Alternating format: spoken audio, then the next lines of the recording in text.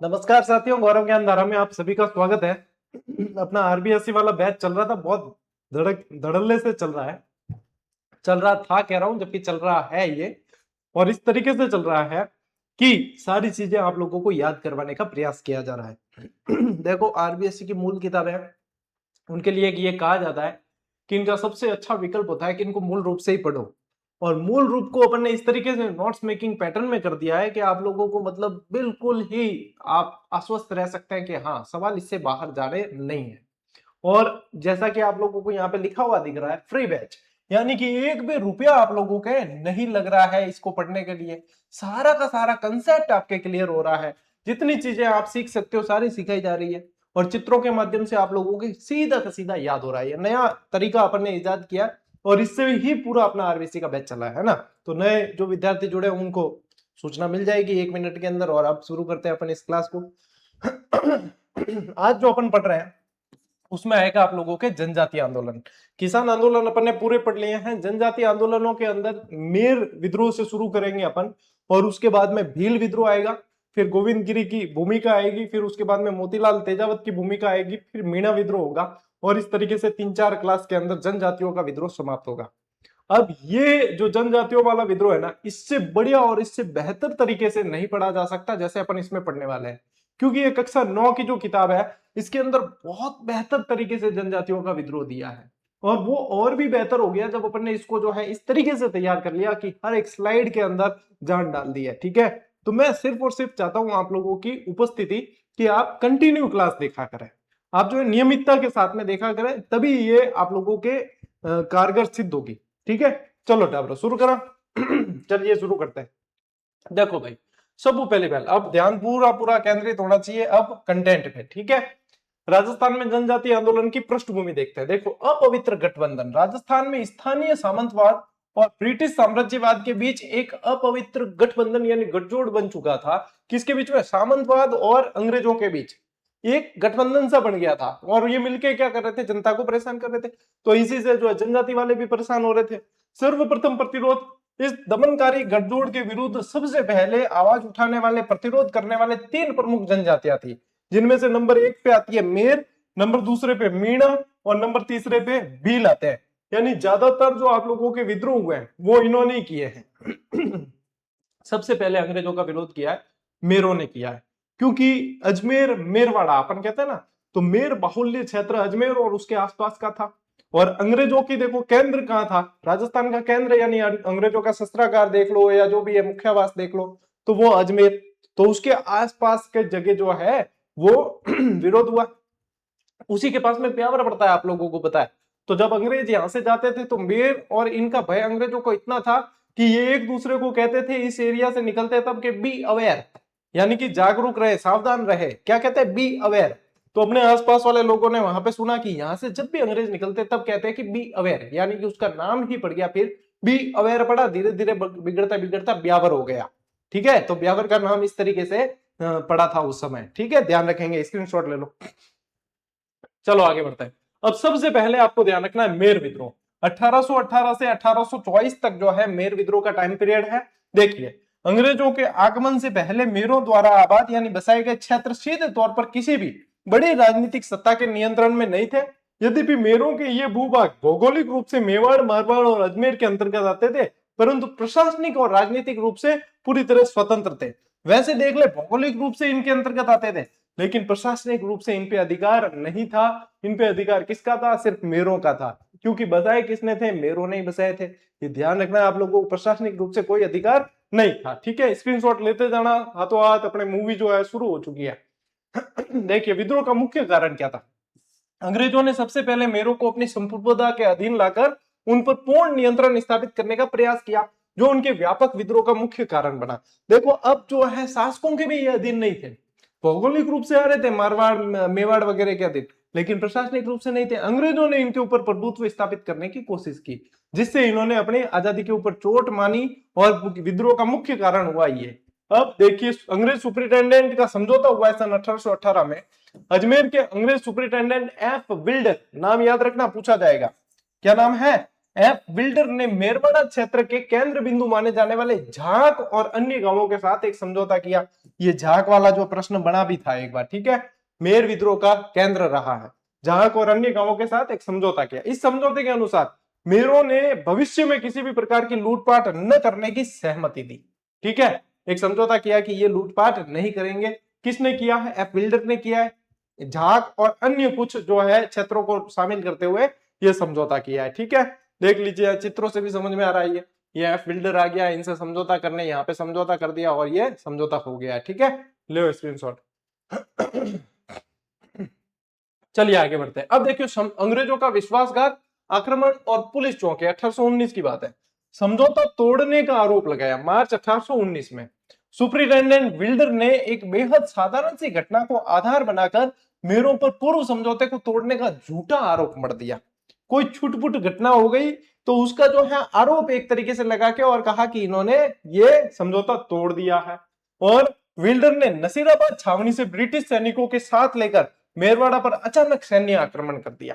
अब क्या किया? यहाँ पे देखो, इनको कहा कि तुमने समझौता तोड़ दिया और नसीराबाद छावनी से बता रहा हूं ना मैं, मेरवाड़ा वाला क्षेत्र जो वहां पे रहते थे, तो नसीराबाद से बटालियन लेके और उनके ऊपर सैन्य कार्रवाई कर दी। बंदूकें थी अंग्रेजों के पास और जाकर सीधे गोलीबारी करने लग गए। फिर क्या हुआ? दंडात्मक अभियान। मेरों को दंडित करने तथा उन पर 24 घंटे नियमित निगरानी रखने के लिए मेरवाड़ा क्षेत्र में नई ब्रिटिश पुलिस चौकियां स्थापित कर दी गई और इस प्रकार अंग्रेजों द्वारा मेरों को चारों तरफ से घेरने की दमनकारी नीति शुरू की गई। अब ये जो है देखो, वहीं पे पुलिस पोस्ट बना दी। ये देखो, यहाँ पे जो है मेरों के क्षेत्र में ही पुलिस पोस्ट बना दी, पुलिस चौकी स्थापित कर दी नहीं, और यहीं पे जो है यहाँ इनको घेरने की पूरी कोशिश की। मेरवाड़ा बटालियन भी इसी समय बनाई गई थी, जो अपन आगे पढ़ने वाले हैं, ठीक है। एक बार स्क्रीनशॉट लो। देखो भाई, जगह जगह विद्रोह। सन 1820 की बात है। अंग्रेजों की इस घेराबंदी के विरोध में मेरों ने सन 1820 आरंभ होते ही जगह जगह सशस्त्र विद्रोह का बिगुल फूंका और उन्होंने अपने क्षेत्रों में ब्रिटिश पुलिस चौकियों और थानों को जबरन हटाने का प्रयास किया, तोड़फोड़ की, मारपीट की। अब ये क्या था? ये एक्शन का रिएक्शन था, क्रिया की प्रतिक्रिया थी जो मेरों द्वारा की गई, क्योंकि अंग्रेजों ने इनको दमन करना, इनके ऊपर हिंसा करना शुरू कर दिया था, ठीक है। झाक के अंदर एक हत्याकांड होता है जिसका टाइम पीरियड है नवंबर 1820। नवंबर 1820 में झाक नामक स्थान पर मेरों ने ब्रिटिश पुलिस पर भीषण हमला किया। इस ऐतिहासिक झाक हत्याकांड ने अंग्रेज हुकूमत के साथ साथ मेवाड़ और मारवाड़ राज्यों के शासकों की भी पूरी तरह डराकर भयभीत कर दिया था। अब यहाँ पे जो है रौद्र रूप ले चुका था मेरों का जो है हमला, और इतना खतरनाक झाक के अंदर हमला किया है कि यहाँ पे छक्के छुड़ा दिया और जो बाकी शासक थे वो भी यहाँ पे डरने शुरू हो गए थे, ठीक है। लीजिए स्क्रीनशॉट लो एक बार। अब देखिए, मेरों का यह विद्रोह अत्यंत व्यापक और भयानक रूप ले चुका था। विद्रोहियों ने अनेक स्थानों पर ब्रिटिश पुलिस चौकियों को आग के हवाले कर दिया तथा वहां तैनात सिपाहियों को मौत के घाट उतारकर मार दिया, ठीक है। अब यहाँ पे जो है भाई साहब, मेयर जो है आउट ऑफ कंट्रोल हो चुके थे। संयुक्त सेनाओं ने आक्रमण किया इनको दबाने के लिए। फिर संयुक्त सेनाओं ने आक्रमण किया। बढ़ते हुए इस भयानक मेयर विद्रोह को दबाने के लिए एक बहुत बड़ा संयुक्त मोर्चा बनाया गया। एक बहुत बड़ा संयुक्त मोर्चा बनाया जिसमें कौन कौन सी सेनाएं थी? एक तो अंग्रेजी सेना थी, ठीक है, इनकी बटालियन थी, मेवाड़ राज्य की सेना थी और मारवाड़ राज्य की सेना थी। इन्होंने संयुक्त रूप से जो है आक्रमण किया। देखो, तीन झंडे दिख रहे हैं आप लोगों को। इनको संयुक्त रूप से आना पड़ा, तब जाके जो है मेरों का सामना ये कर पाए थे। और विद्रोह का दमन कब करते हैं? जनवरी 1821 के अंदर करते हैं, ठीक है। इन तीनों संयुक्त फौजों ने मिलकर मेरों पर चौतरफा भारी आक्रमण किया। अरे भैया, ये रीस्टार्ट क्यों हो रहा है? ये भी देखो टेक्नोलॉजी है, और टेक्नोलॉजी ज्यादा जो है क्या है कि अंग्रेजों द्वारा वहीं से जो है बनाई गई है ज्यादातर। तो ये यहाँ पे अंग्रेजों का जो है हालत खराब हुई तो ये भी रीस्टार्ट हो गया। चलो कोई बात नहीं, ये टेक्निकल चीजें, अपन फिर से इसको शुरू करते हैं, ठीक है। ऐसे व्यवधान आते रहेंगे लेकिन हम रुकने वाले नहीं, हम रुकने वाले नहीं। चलो, ये अच्छा है कि वहीं से शुरू हो गया है, ठीक है। फिर देखो, इन्होंने क्या किया? मिलकर मेरों पर चौतरफा भारी आक्रमण किया जिसके कारण इस क्षेत्र में भयंकर जनधन की हानि हुई। अंततः ये संयुक्त सेनाएं जनवरी 1821 के अंत तक मेरों के इस पहले बड़े विद्रोह का पूरी तरीके से दमन करने में सफल रही थी। तो ये देख लो टाइम पीरियड, इनका ध्यान रखना है आप लोगों को।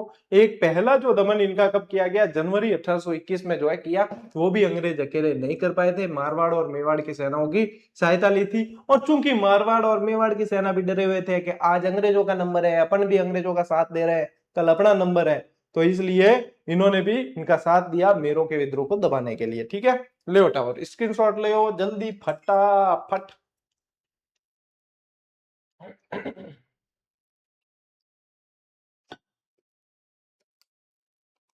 चलो भाई, अब देखिए मेरवाड़ा बटालियन का गठन होता है 1822। मेरवाड़ा बटालियन आपको मैंने बता रखी है ना, अभी हाल ही में 1857 की क्रांति पढ़ रहे थे अपन, तब आप लोगों को जो है कुछ एक्स्ट्रा फैक्ट्स दिए थे, जो टेलीग्राम पे भी दिए और यूट्यूब की कम्युनिटी पोस्ट पे भी दिए, इंस्टाग्राम पे भी पोस्ट डाल के दिए थे, सभी जगह उसमें मेरवाड़ा बटालियन 1822 आपको बता रखा है।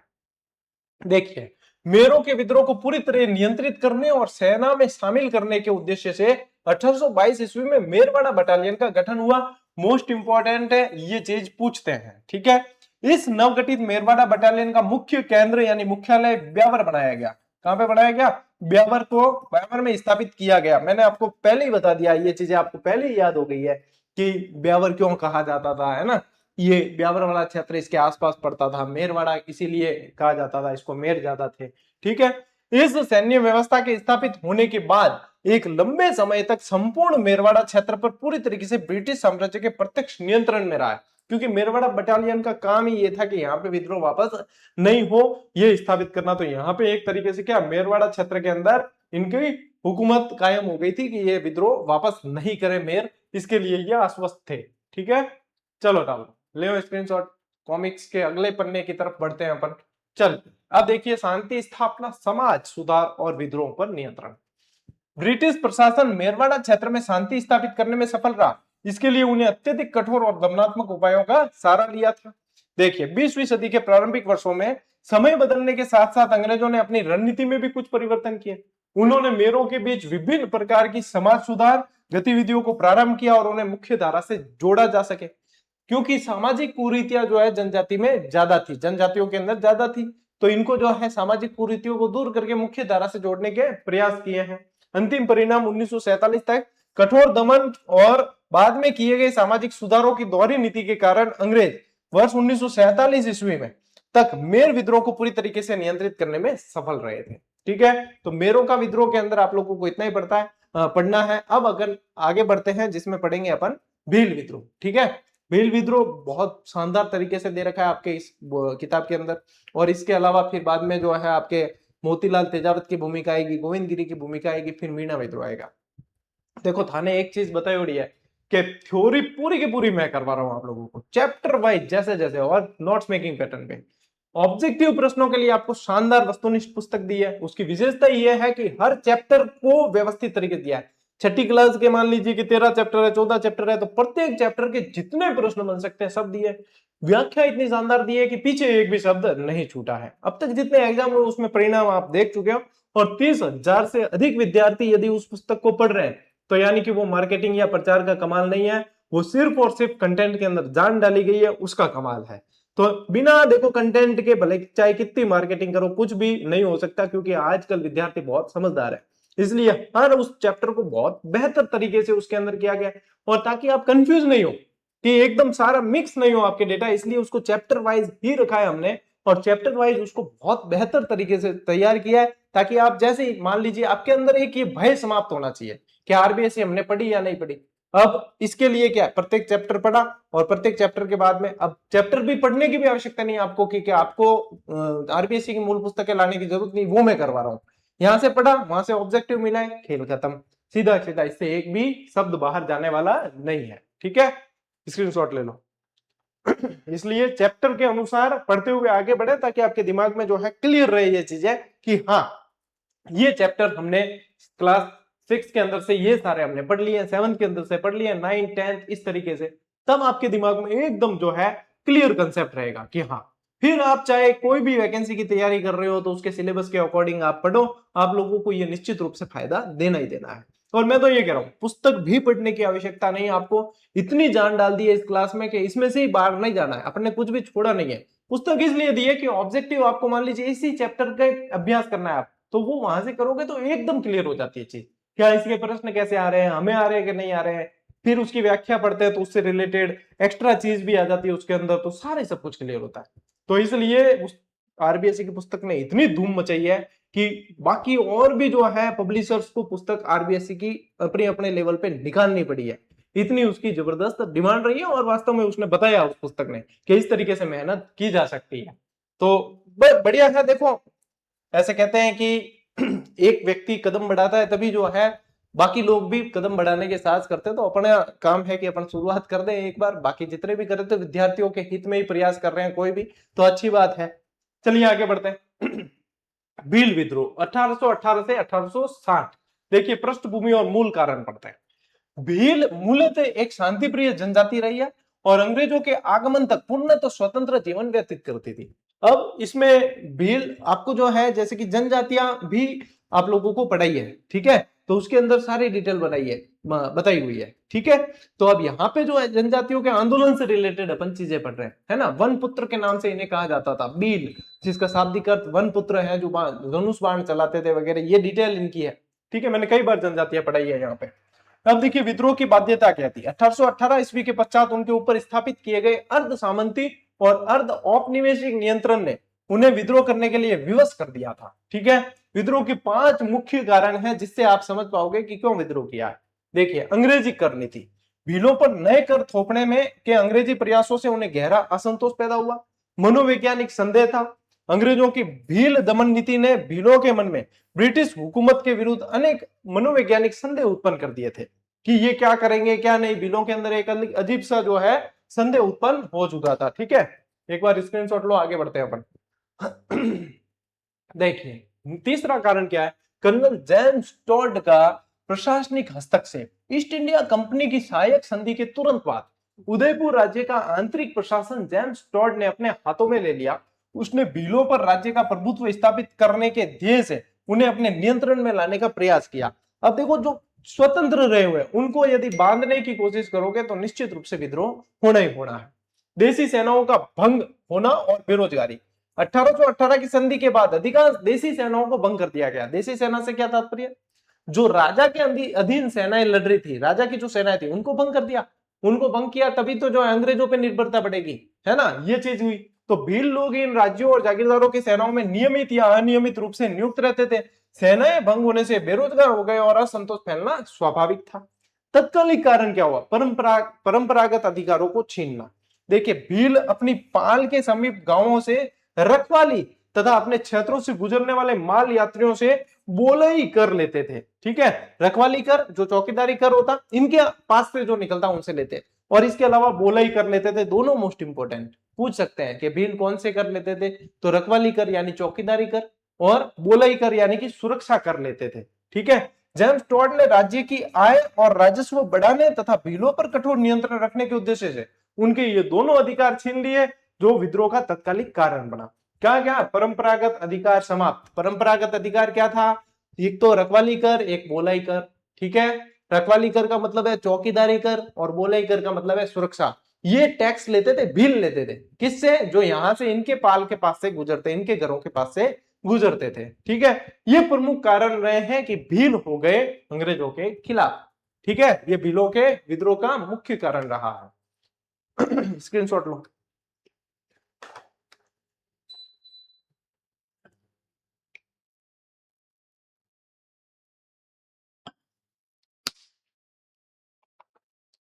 स्वतंत्रता की घोषणा, नाकेबंदी और बगावत, ठीक है। देखिए भीलों की चेतावनी। 1818 ईस्वी के अंत तक उदयपुर राज्य के भीलों ने सरकार को खुली चेतावनी देते हुए अपनी स्वतंत्रता की घोषणा कर दी। यदि सरकार उनके आंतरिक मामलों में किसी भी प्रकार का हस्तक्षेप करेगी तो विद्रोह करने के लिए बाध्य होंगे। किसने चेतावनी दी, भीलों ने दी। क्या भाई साहब, यदि इंटरफेयर करोगे तो निश्चित रूप से विद्रोह होगा, ठीक है। दूसरी बात देखिए, नाकेबंदी। भीलों ने अपने पूरे क्षेत्रों की मजबूत नाकेबंदी कर दी और राज्य के खिलाफ बगावत का बिगुल फूंक दिया। प्रशासनिक लाचारी क्या थी, इस मजबूत नाकेबंदी के कारण एक लंबे समय तक उदयपुर राज्य के प्रशासनिक अधिकारी भील क्षेत्रों के भीतर घुसने का साहस नहीं कर सके। आप ये सोचिए कि ये कितने शक्तिशाली थे वनपुत्र भील, कि इन्होंने जब नाकेबंदी की है तो प्रशासन की सेना भी अंदर घुसने का साहस नहीं कर सकी है। और समझदार भी कितने थे, चेतावनी दी है तो पहले अपने क्षेत्र की नाकेबंदी कर दी है पहले ही। क्या आप पता है कि अब भाई साहब आमने सामने की बात होगी है ना, और जिगरा कितना था, खुली चेतावनी दी है कि यदि इंटरफेयर करोगे तो भोगना पड़ेगा, फिर विद्रोह होगा जिसके जिम्मेदार आप होंगे। तो बहुत सारी जो है विशेषताएं निकल के आती है यहाँ पे भीलों की। लीजिए स्क्रीनशॉट। अब देखिए ब्रिटिश सैन्य अभियान और दमन जो शुरू होता है, अब घटनाएं चलेगी, ठीक है। देखिए प्रथम सैन्य अभियान 1820 की बात है, ठीक है। 1820 ईस्वी के आरंभ में विद्रोही भीलों का दमन करने के लिए एक अंग्रेजी सेना का अभियान दल भेजा गया, किंतु उसे कोई सफलता नहीं मिली, क्योंकि पता है नाकेबंदी इतनी जबरदस्त थी वगैरह वगैरह, सारा सारा लड़ने के अभ्यस्त थे, सेनाओं में लड़े हैं। विद्रोह में तेजी होगी। अंग्रेजी सेना की इस करारी असफलता ने भील विद्रोह को और अधिक तीव्र और उग्र कर दिया कि भाई इंटरफेयर किया, अब और उग्र हो गए। चित्र देखते रहना साथ साथ, समझ में आएगा। संयुक्त सैन्य दमन 1823, अब देखो 1820 में किया था, 3 साल लग गए। आगे चलकर जनवरी 1823 ईस्वी में ब्रिटिश सेना और रियासती सेना का एक बड़ा संयुक्त मोर्चा बनाया गया। इस संयुक्त सेना ने भील क्षेत्रों पर चौतरफा दबाव बनाया, ठीक है। दिसंबर 1823 ईस्वी तक भील विद्रोह को पूरी तरह दबाने में सफलता प्राप्त हुई थी इन्हें, ठीक है। अब देखो कितना टाइम लगा है, जनवरी में यहां से इन्होंने शुरू किया ये सारा। रियासती सेना कौन है, या जो राजाओं की सेना थी रियासत, जैसे कि मारवाड़ मेवाड़ वगैरह, उनकी सेना के सहयोग से पूरी चारों तरफ से घेरा है। फिर भी इनको जो है पूरा साल लग गया, दिसंबर में जाते जाते नियंत्रण स्थापित हुआ है, ठीक है। लीजिए स्क्रीनशॉट। अभी भील आंदोलन पूरा नहीं हुआ, अभी आगे और पढ़ेंगे अपन।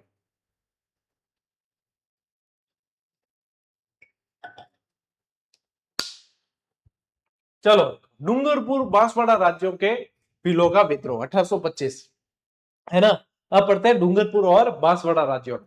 देखिए अब ये जो क्षेत्र है डूंगरपुर बांसवाड़ा वाला, वो क्या कहलाता है, वागड़ कहलाता है। वो क्या कहलाता है, वागड़।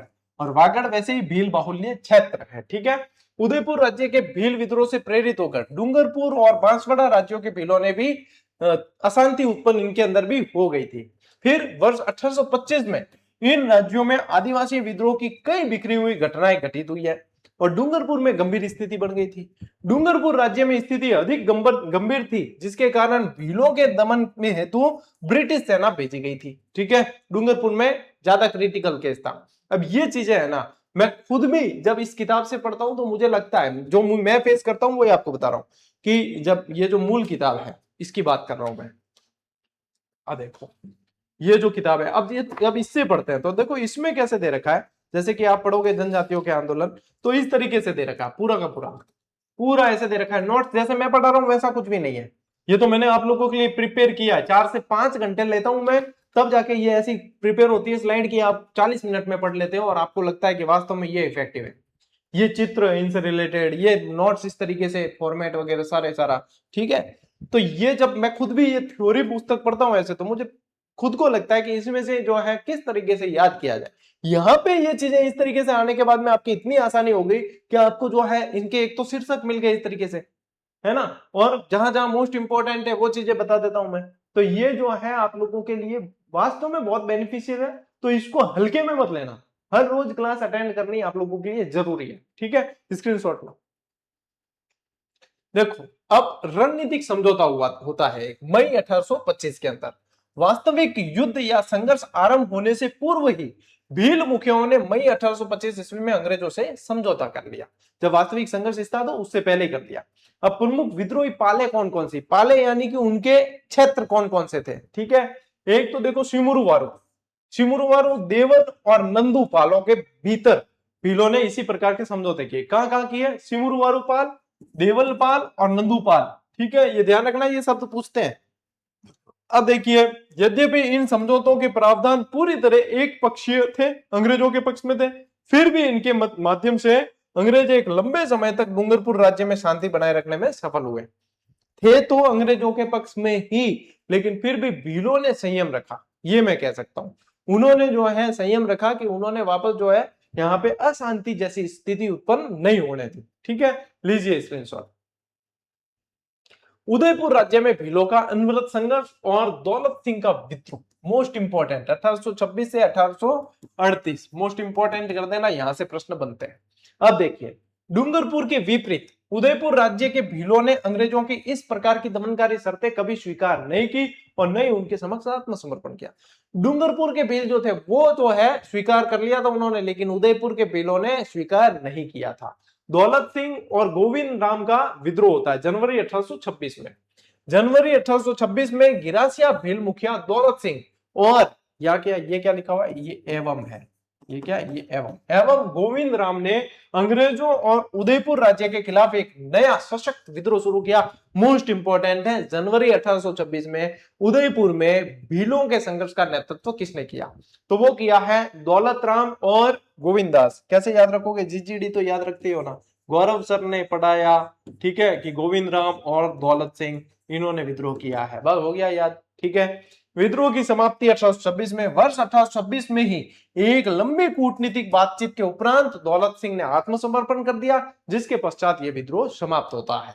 कूटनीतिक बातचीत यानी कि कई सारे इसके अंदर दाव पेच खेले गए हैं अंग्रेजों द्वारा, रियासत द्वारा, तब जाके दौलत सिंह ने आत्मसमर्पण किया। पता नहीं किन किन तरीके से जो है इमोशनल तरीके से घेरा होगा, तब जाके ये चीजें हुई है। चलिए स्क्रीनशॉट लो।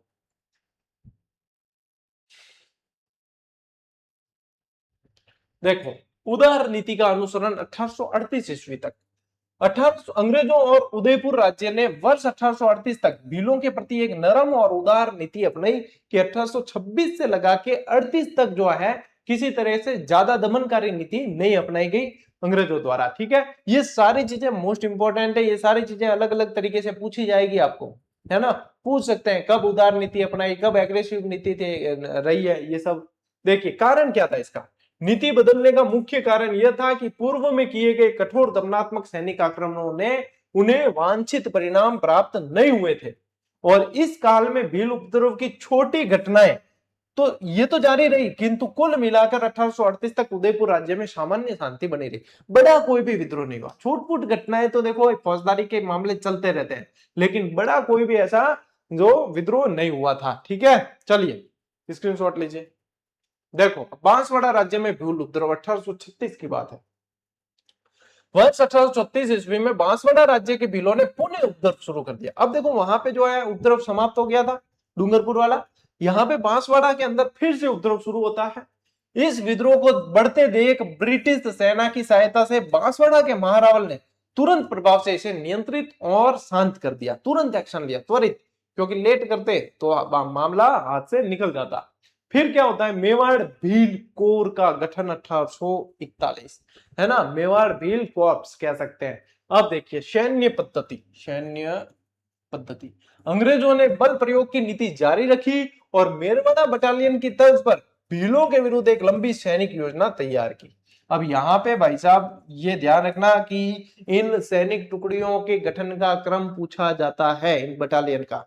तो अब तो अपन बिल्कुल डिटेल में पढ़ रहे हैं, तो मेरवाड़ा पहले पढ़ा है, मेरवाड़ा बटालियन का गठन भी पहले पढ़ दिया, अब मेवाड़ भील कोर पढ़ रहे हैं अपन, है ना, तो ये ध्यान रखना। अब गठन की स्वीकृति देखिए, इसके पीछे की स्टोरी। अप्रैल 1841 गवर्नर जनरल ने अपनी सलाहकार परिषद की सलाह पर मेवाड़ भील कोर के गठन को आधिकारिक मंजूरी दे दी और इसका मुख्य केंद्र जो है वो उदयपुर राज्य के खेरवाड़ा में रखा गया। इसके कारण भील क्षेत्रों में खेरवाड़ा और कोटड़ा के दो सैनिक छावनियां बनाई गई, ठीक है। अब देखो मेवाड़ भीलकोर का मुख्यालय खेरवाड़ा में रखा है, दो सैनिक छावनियां बनाई है, खेरवाड़ा भी और कोटड़ा भी। ये मोस्ट इंपॉर्टेंट लाइन है, ये मोस्ट इंपॉर्टेंट है। क और ख दोनों याद रखना पड़ेगा। क्या ध्यान रखना पड़ेगा? क और ख दोनों याद रखना पड़ेगा, तब जाके याद होगा। देखो क से तो कोटड़ा याद रखना पड़ेगा और ख से खेरवाड़ा याद रखना पड़ेगा। यहाँ दोनों जगह जो है सैनिक टुकड़ियां रखी गई, सैनिक छावनियां बनाई गई दोनों जगह, ठीक है। लीजिए स्क्रीनशॉट।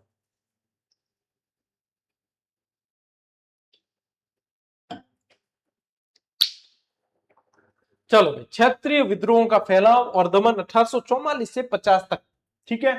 बांसवाड़ा और माही का काठा। बांसवाड़ा राज्य में छूट-फूट भील विद्रोह हुए। इसी समय माही का काठा एजेंसी के तहत पोसीना यानी कि गुजरात और सिरोही राज्य के भील और ग्रासिया विद्रोही हो गए थे। अब यहाँ पे जो है बांसवाड़ा में छोटी मोटी घटनाएं चल रही। माही का काठा जो गुजरात में पड़ता है, ठीक है, पोसीना और सिरोही राज्य के अंदर जो है ये विद्रोह शुरू हो गए। गुजरात विद्रोह से जुड़ा 1846, बांसवाड़ा के भील विद्रोह को गुजरात में कुंवर जीवे वसाओं के नेतृत्व में चल रहे भील विद्रोह से भारी बढ़ावा मिला। ठीक है। और कोठारी केसरी सिंह का प्रयास, बांसवाड़ा राज्य ने सहायता के लिए अपने वकील कोठरी केसरी सिंह और वेस्टर्न मालवा ब्रिटिश एजेंट के पास भेजा। अंग्रेजी सेना की मदद से 1850 के अंत तक इस भील विद्रोह को पूरी तरीके से कुचल दिया गया। अब इसमें क्या होता है कि ये चीजें याद मुश्किल से होती है, तो यहाँ पे आपको 1 से 2 बार रीडिंग करनी है सिर्फ। ठीक है, यहाँ पे आपको रटने नहीं बैठना है, यहाँ पे आप लोगों को करनी है रीडिंग करनी है। तो एक बार स्क्रीनशॉट लो फटाफट, फिर अपन आगे बढ़ते हैं, क्योंकि रटने बैठ गए तो भैया खेल खत्म होने के चांस बढ़ जाएंगे, क्योंकि फिर जो है याद चीजें बहुत मुश्किल होती है। ठीक है, लीजिए स्क्रीनशॉट।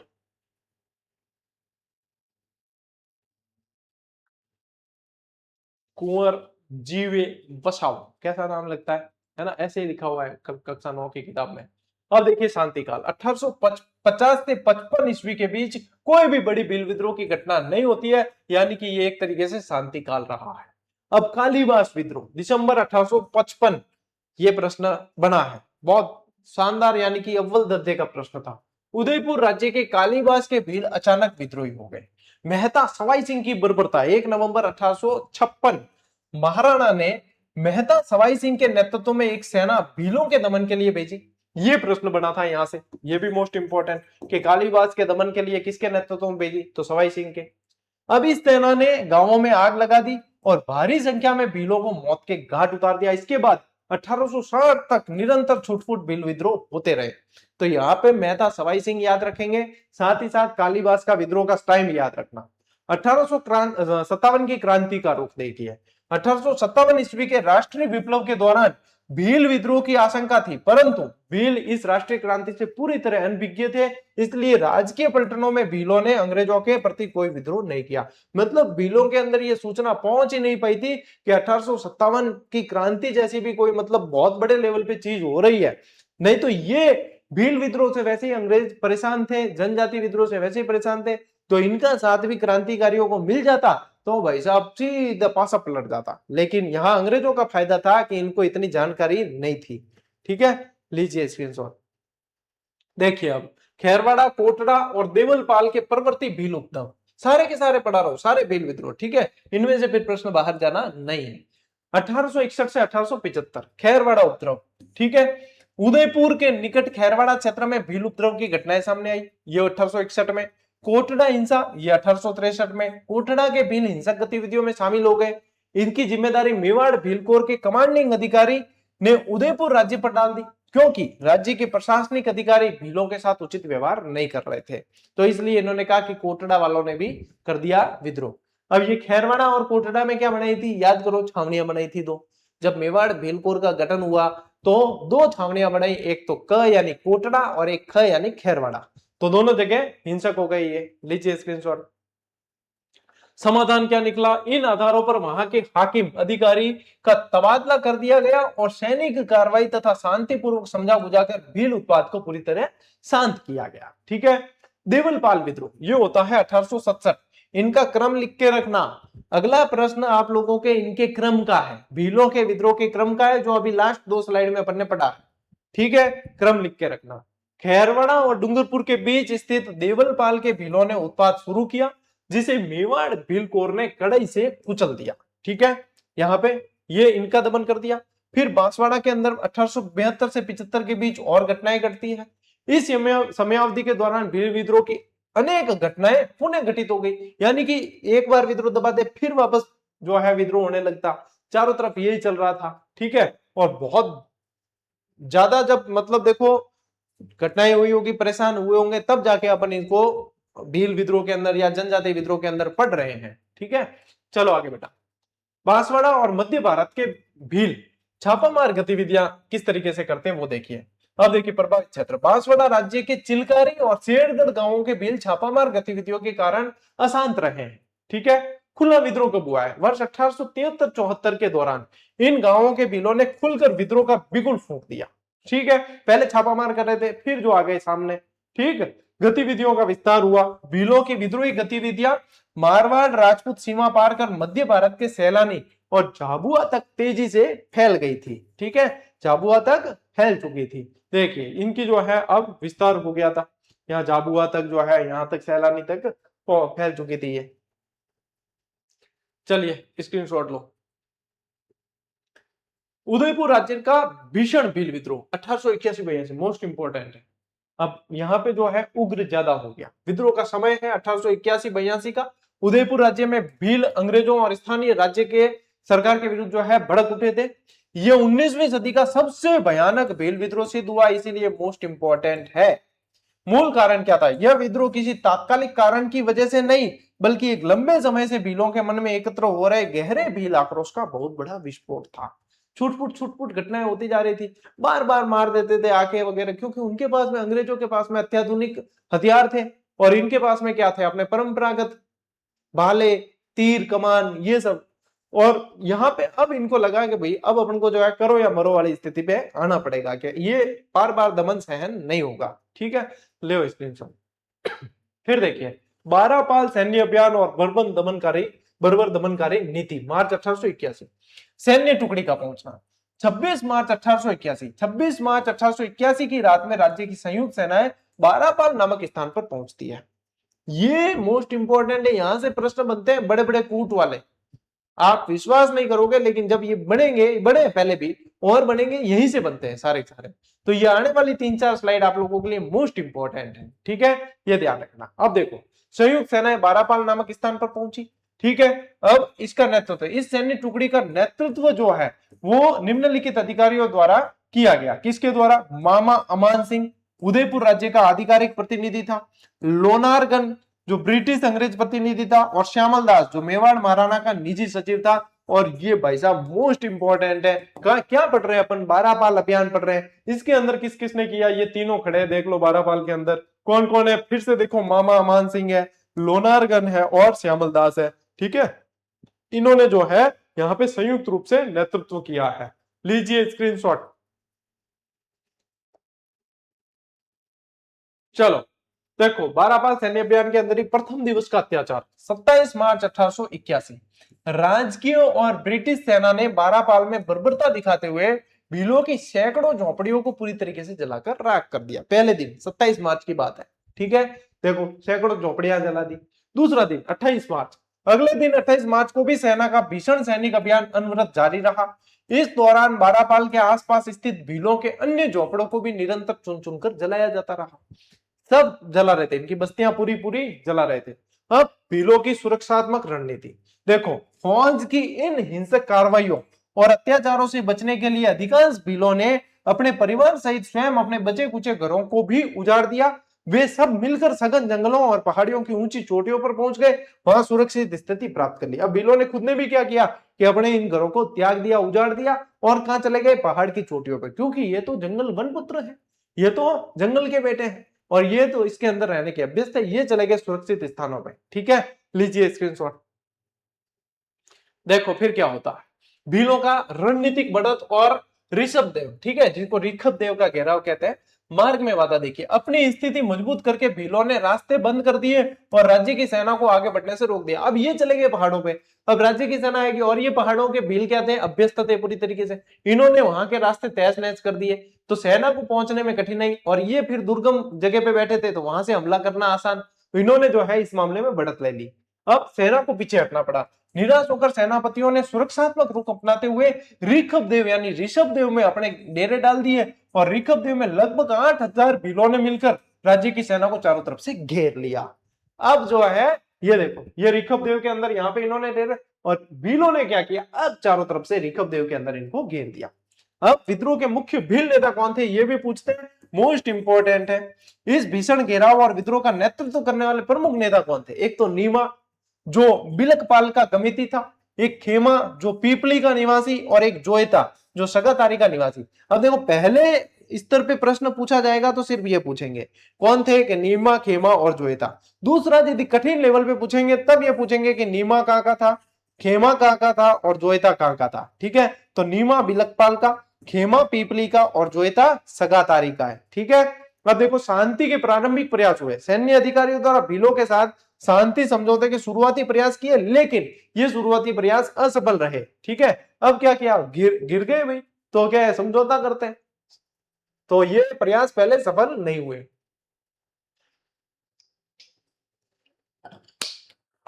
फिर ऋखबदेव समझौता होता है 25 अप्रैल 1881 को। ठीक है, मध्यस्थता किसकी होती है? मेवाड़ महाराणा के निजी सचिव श्यामल दास ने ऋखबदेव मंदिर के पुजारी खेमराज भंडारी के माध्यम से भील नेताओं को औपचारिक वार्ता शुरू की। अब देखो क्या करेंगे कि किसी की मानेंगे उससे करेंगे। तो ये क्या है, धार्मिक प्रवृत्ति के लोग होते हैं भील। तो इनके जो है पुजारी यहाँ के थे, देखो ऋखबदेव मंदिर के बाहर बैठे, तो इनके पुजारी जो खेमराज भंडारी थे उनकी मध्यस्थता करवाई गई कि आप समझाओ तब जाके समझौता होगा। समझौते की तिथि देखिए, लंबी बातचीत के बाद आखिरकार 25 अप्रैल 1881 को भीलों और राज्यों के बीच में लिखित समझौता होता है। ठीक है, क्या होता है वो पढ़ते हैं अभी, पहले स्क्रीनशॉट लो। देखो समझौते की मुख्य शर्तें क्या है, राज्य की ओर से पहले, ठीक है, यानी कि प्रशासन की ओर से। देखिए, राज्य के अधिकारी भीलों का आधा बराड़ यानी एक प्रकार का कर था छोड़ने पर सहमत हो गए। आधा बराड़ कर एक टैक्स था जो छोड़ने पर सहमत हुए कि इसको छोड़ेंगे। भविष्य में भीलों को जनगणना कार्यों से कोई कष्ट या परेशानी नहीं पहुंचाई जाएगी और विद्रोह में शामिल सभी भीलों को पूर्ण रूप से माफी दे दी जाएगी, यानी किसी तरह की प्रशासनिक कार्रवाई नहीं की जाएगी, केस सारे रद्द। ठीक है, भीलों की ओर से क्या वचन दिया? भीलों ने राज्य के नियमों का पालन करने की हामी भरी तथा भविष्य में किसी भी प्रकार की कानून विरोधी गतिविधियों में शामिल न होने का वचन दिया कि हम भी ये जो है घटनाएं ऐसी नहीं करेंगे, जो कानून में बाधा डाले वो नहीं करेंगे। समझौता तो देखो, समझौता उसी को कहते हैं जो दोनों पक्षों की बातें रखी जाए, कुछ ये मानेंगे कुछ ये मानेंगे तब जाके समझौता होता है। ठीक है, चलिए परिणाम क्या हुआ इसका? इस समझौते ने तत्कालिक भयंकर भील विद्रोह को शांत तो कर दिया, लेकिन इसके बाद भी क्षेत्र में पूर्ण शांति स्थापित नहीं हो पाई।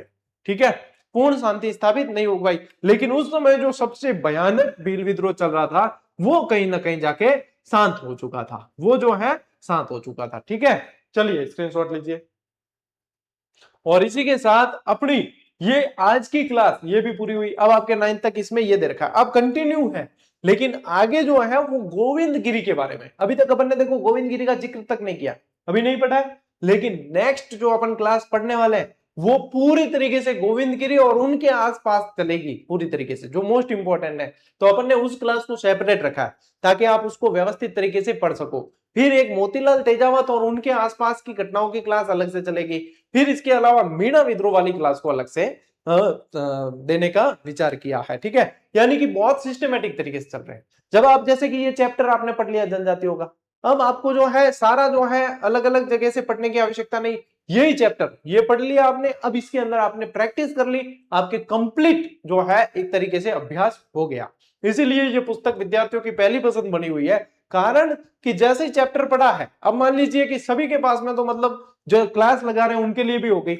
अब जो सभी ज्यादातर बच्चे डायरेक्ट मूल किताबें पढ़ते हैं, अब मान लीजिए इसमें से पढ़ा, अब इसी चैप्टर का अभ्यास करना है तो उन्हें ढूंढना नहीं पड़े, इसी चैप्टर का अभ्यास आपके यहां से हो जाएगा। इसलिए ये सबसे ट्रेंडिंग पुस्तक चल रही है अभी भी, और बहुत प्रेम मिला है विद्यार्थियों का। ठीक है, तो जिनकी पाठ्य सामग्री में शामिल नहीं है वो भी अवश्य शामिल करें, पढ़े इसे। ये कोई बहुत ज्यादा बड़ी किताब नहीं है, बहुत व्यवस्थित तरीके से इसको लिखा गया है। ठीक है, जितना मतलब हम कर सकते थे इसके अंदर एफर्ट डाला है, इसके अंदर एक्स्ट्रा फैक्ट भी डाला है, परीक्षा दृष्टि वगैरह।